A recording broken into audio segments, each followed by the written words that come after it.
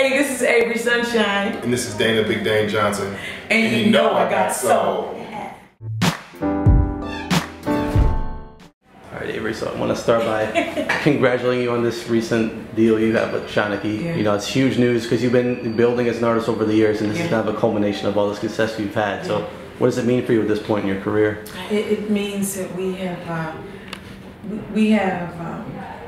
the support. You know how people, you say, I do my music and I don't have to get a Grammy and I don't have to, you know, I just do the music, but it does. Deep down, you do want a Grammy, you do want an Oscar, so you do want people to acknowledge, you know, what you've done, and it is like an acknowledgement that we've been working and, you know, you guys have done a great job. Can we help? Right. What can we do to help you guys, you know, really do this thing big? And so it means a lot to us. Right. It means a great deal to us. It does. And after the album came out in 2010, you've been touring extensively to support the project, and you've been building your fan base, doing all these shows, and really people are taking you because you're such a talented performer and so engaging, and people are loving you. So what has it been like building over the years? It has been, it's been a journey filled with surprisingly, I didn't know how much I liked to perform. I didn't know how much a part of me, how much at home I felt until I really started doing this thing. Because I never imagined that I would be doing it. So, you know, 4 years go by, we don't even realize that much time has gone by. We hadn't even, I mean, we talked about doing another record, but we never really had the moment, you know, the time to really sit down and get it done. You know, until we got a new manager, and he was like, "You guys gonna do a record, right? I need some work to do." You know, so. Right. I mean, what does it take it? Because it's so rare these days for artists to kind of build and take it to this next level. You know, labels aren't always looking to sign urban AC artists. You know, it's going a different direction. But you've been able to break through. You've been able to do it and be very successful. What has it taken on your end to get to this point? I'll let Dana say a little bit about it, and I'll say this to segue though. A huge part of that is the social media. As a matter of fact, Billboard did a piece on Dana a few years ago about his work with our company and me as an artist, or both of us as artists, and getting the word out there. And I remember that one of the first things he told me to do was, like, you gotta get on Twitter. What is that? I don't. You know, the first couple of times people were tweeting me, you know, either the Twitter sarcasm. I was like, I'm not doing this. This is too much. I don't like it. You know, but I didn't like it. But well, I mean, yeah, you know, I think you're right. Social networking has been huge, but at the same time, it just, I don't know. We've been very blessed and very lucky. I wish I could say that there was some magic thing that we did. That we just tried to just do the best that we could with what we had, and then also just try to be as consistent as possible. You know, not shoot out of the gate too fast. Just try to work at a pace that was sustainable for us, you know, and I think I have to say, I mean, I feel like that has at least something to do with it, but moreover, I mean, I think it's just a combination of some of the things we talked about, just being consistent and feeling like the stuff was good, and that's it, you know. Right, it's definitely working, definitely big time. So now the new album is coming this summer, the Sunroom. Introduce us to it.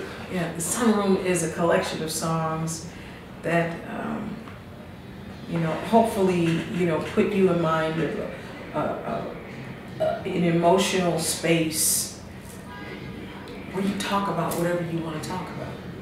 And it is a snapshot in time, you know, for us, and it is also a declaration that we can sing about what we want to sing about, talk about what we want to talk about, make the kind of music that we want to make. That's really what the album is. Whatever we felt like making, whatever songs that we got, that's what we recorded.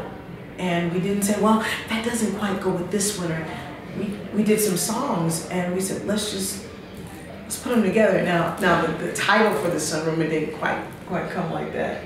Well, yeah, I mean, it was, it had Well, back up a little bit. We had the studio space that we were in before the one we're in now.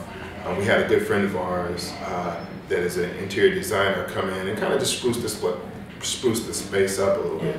And in the midst of doing that, he was like, so you got to name the space. Like, what's the name of the space? And we threw around some names, and the Sunroom came up. And when that came up, I don't remember who said it. Okay, so he's like, yeah, that's the name for the album. That should be the name of the album. And the idea of that is just like, you know, the sunroom in your house is the place that you go to kind of just be. You know, you don't. There's nothing specific that you do in there other than kind of just reflect or talk to your friends or have a glass of wine or whatever your indulgence is. Talk to yourself. Or talk to yourself. Yeah, it's just kind of a safe place to express whatever it is that's going on with you in that moment. That's right. That's right. So the songs are that, you know, we talk about, tell them about one of the songs, I Do Love You. About my yeah, I mean, it's, I mean, again, it's just, without getting too deep into the song, the song. Well, I introduced everybody to the Sunroom. Okay. So we have a little piece of it, you know. Okay, so that particular song, it was a song about, I guess the trials and tribulations of parenting. It sounds like, the song actually sounds like it's about, you know, a male-female relationship. And in this particular case, it was really more about, you know, being a parent and loving your child, but they do stuff sometimes that piss you off, and it really, that's where that song kind of birthed from. And then we got Time to Shine, which is more of an anthem. It says, you know, I'm so proud of me, I'm gonna shine. And then we have the single that we have out now, Call My Name, which is a song to encourage those folk that are in love. That if you found yourself, you know, just kind of living in these parallel universes and never meeting up, stop, talk about it, figure out how you guys got off track. You know, call him baby, call your baby daddy. You know, encourage them to do that. Then there are other meditations on the album. You know, there's a meditation to God, and there's a meditation about you know, the person that you're in love with, or just whatever we felt like we wanted to talk about, we did that. Right. So that's what the Sunroom is, and whatever that place is for everybody else, we encourage you, if you don't have one, find one. Find that place where you can unapologetically be you, say what you want to say, and no judgment zone. That's awesome. Yeah. I love that concept. Yeah. So since the last album, 2010, what type of growth are we going to hear on this album in your music? Yeah. Because I know you've been through so much, and torn so much, grown so much as an artist. Tell us about that.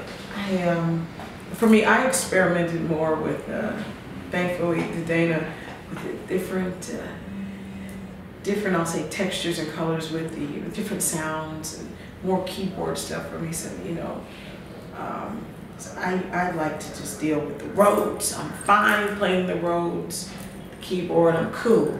So I try some different stuff. I'm like, all right, I'll do it. I think about 3 or 4 tunes I was able to kind of do some different things. Vocally, I tried some different things. I tried to experiment with my voice a little more. See, this album, I feel like I was much more intentional about making an album. The first album was, let's do some songs and see what happens. That's where I was. Right. And I really didn't think it was, you know, my voice isn't special enough to do that stuff. So, okay, let's see, why not? This time, it's like, all right, look, we're gonna do an album, so look, I'm gonna sing on this one, I'm gonna cut my vocals on this one, I'm gonna play keys on this one, and there was much more thought, right? You know, on my part. Dana always thinks like an engineer, producer, and all. So I don't know. How was it different for you? It's interesting. I mean, from a process and musical standpoint, you know, I think we use the same approach and just try to organically make songs that we like, and that was pretty much it. So the difference from this album, from the first album to this one rather, is just that it's a different snapshot in time. You know, some of the content, subject content, and some of that, it just reflects where we are now relative to where it was then. But you know, I feel like, you know, it has evolved and matured maybe some, but for the most part, it's you know, more of the same stuff. You know, hopefully that people like on the first record. Absolutely, absolutely.